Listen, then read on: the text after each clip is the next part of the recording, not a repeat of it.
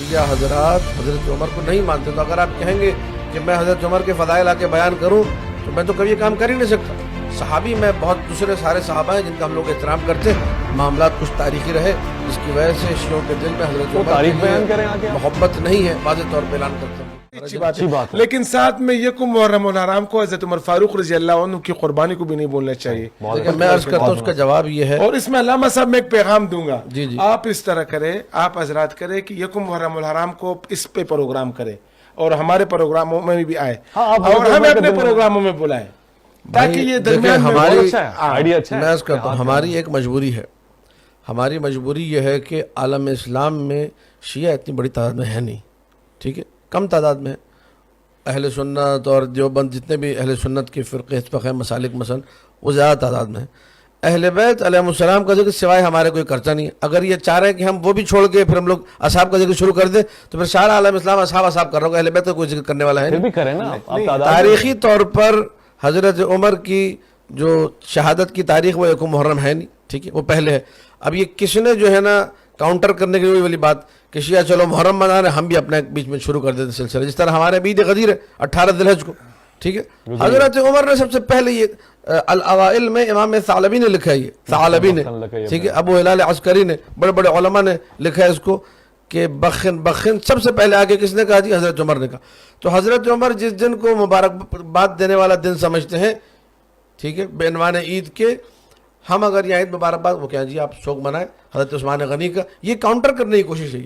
جب جو ہے نا ہم شیعہ کوئی عید منائیں کہتے ہیں فلاں کا جو ہے نا آپ کچھ کر لیں، یا کوئی ہم دن رکھے اپنا دن لے آتے بیچ میں سے، یہ کاؤنٹر نہیں ہونا چاہیے۔ یہ کہہ رہے ہیں آپ 2.25 مہینے امام حسین کو یاد کریں، ایک دن حضرت عمر کو بھی یاد کر لیں، ایسا ہو سکتا ہے؟ شیعوں کے لیے نہیں ہو سکتا، پاسبل ہی نہیں ہے، ٹھیک ہے، اس کی وجوہات سے جو یہاں اس پروگرام میں قابل بیان نہیں ہے۔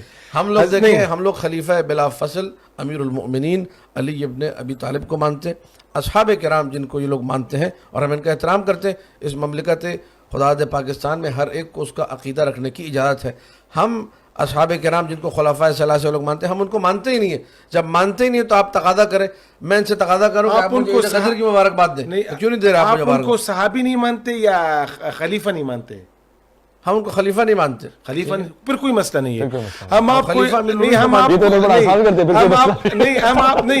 کو یہ نہیں کہتے کہ آپ خلیفہ مان لیں، ہم کہہ رہے کہ یار ایک صحابی ہے، ہمارے نزدیک تو خلیفہ ثانی ہے، واہ واہ، لیکن اچھا دیا، کہہ رہے ہیں خلیفہ کی حیثیت سے نہ مانے، صحابی کی حیثیت سے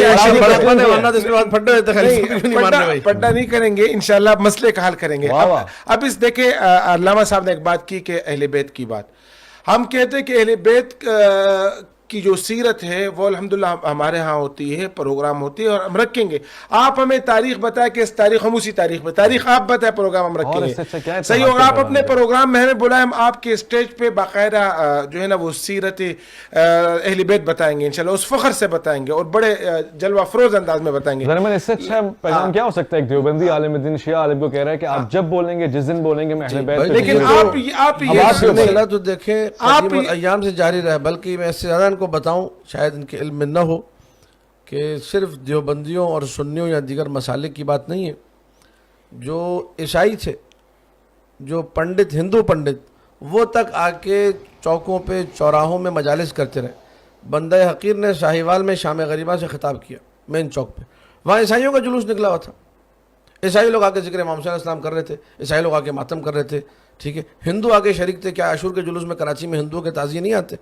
وہ لوگ جو کہ نان مسلم ہیں، ٹھیک ہے، جنہیں آپ مسلمان قرار نہیں دیتے، جنہیں آپ مسلمان نہیں سمجھتے، وہ بھی نواسے رسول سے اپنی عقیدت کا اظہار کرتے ہیں، ٹھیک ہے۔ تو یہ جو بات کر رہے ہیں کہ جی ہم آگے کریں گے، تو یہ کوئی نئی بات نہیں، تو ہمیشہ سے ہوتا رہا ہے، کہہ رہے کہ اس سے بڑے لیول پر ختم ہو۔ بہت اچھا پیغام آپ نے دیا، آپس میں دوریاں ختم ہو، یہ ایک پیغام ہے میرا کہ آپ لوگ یکم محرم الحرام کو کوئی پروگرام حضرت عمر فاروق رضی اللہ عنہ کی سیرت پہ رکھے، بحیثیت صحابی رکھے، تاکہ یہ درمیان میں محبت یا یہ جس طرح آپ نے بتایا کہ ان کے صحابی ہونے کا کوئی ممکن نہیں ہے۔ میں عرض کرتا ہوں ایک چیز آپ کی خدمت میں، بڑی محبت کے ساتھ اور بڑے کھلے ہوئے دل کے ساتھ، اور ٹو بی ویری فرینک، اس میں نہ کوئی تقیہ ہے نہ کوئی چھپانے کی بات ہے، کھلم کھلا شیعہ ہوں، الحمدللہ پاکستان میں رہتا ہوں ڈنگے کی چوٹ پہ سینہ بڑا کر کے، اس میں مجھے کوئی عار نہیں کہنے میں کہ بات جو ہوگی نا تقریب کی وہ مشترکات پہ ہوگی۔